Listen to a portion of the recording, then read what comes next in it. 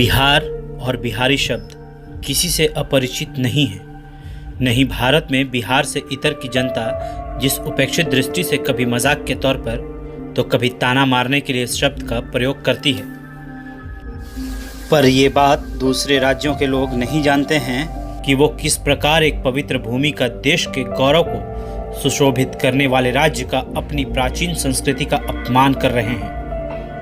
उन्हें शर्म आनी चाहिए कि वो जिस भूमि का अपमान कर रहे हैं वो माँ सीता की जन्मभूमि है, वो गौतम बुद्ध की तपोभूमि है। बिहार वो राज्य है जिसे प्राचीन काल में मगध के नाम से जाना जाता था और इसकी राजधानी पटना को पाटलिपुत्र के नाम से। बिहार का इतिहास उतना ही पुराना है जितना भारत का। 1912 में बंगाल के विभाजन के समय बिहार अस्तित्व में आया। सन 1935 में उड़ीसा और सन 2000 में झारखंड को बिहार से विभाजित कर दिया गया।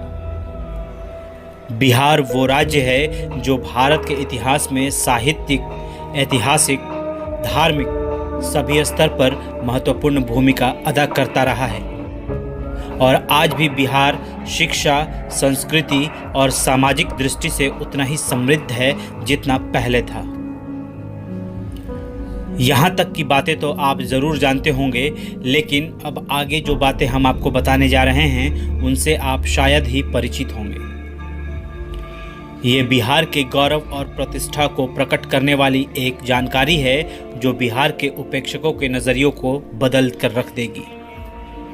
बिहार वो राज्य है जहाँ कवि कोकिल विद्यापति का जन्म हुआ, जहाँ से देश के पहले राष्ट्रपति राजेंद्र प्रसाद का जन्म हुआ। बिहार वो राज्य है जिसने आज़ादी के समय भारत छोड़ो आंदोलन में महत्वपूर्ण भूमिका निभाई। बिहार वो राज्य है जहां चंपारण का विद्रोह हुआ, जो ऐतिहासिक नज़रिए से बहुमूल्य घटना है। बिहार बुद्ध की तपोभूमि है। ये वो जगह है जहां बौद्ध और जैन धर्म का उदय हुआ। बिहार वो जगह है जहां सीताराम का मिलन हुआ, जहां सीता जी का जन्म हुआ।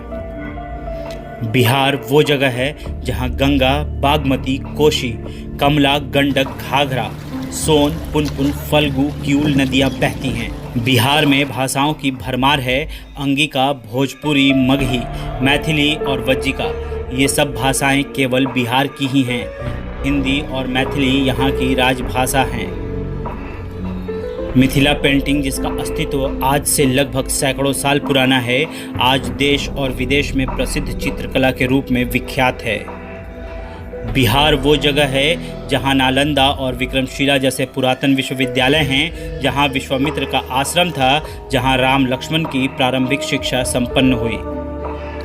बिहार के कोचिंग सेंटर सुपर 30 को अमेरिका की टाइम मैगजीन ने सर्वश्रेष्ठ संस्थानों की सूची में शामिल किया है।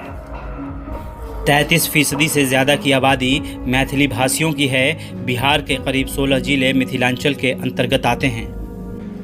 आज कृषकों की आत्महत्या की खबर बहुत आम हो गई है, पर बिहार एक ऐसा राज्य है जहां कभी कोई किसान इतना मजबूर नहीं है कि उसे आत्महत्या करनी पड़ जाए।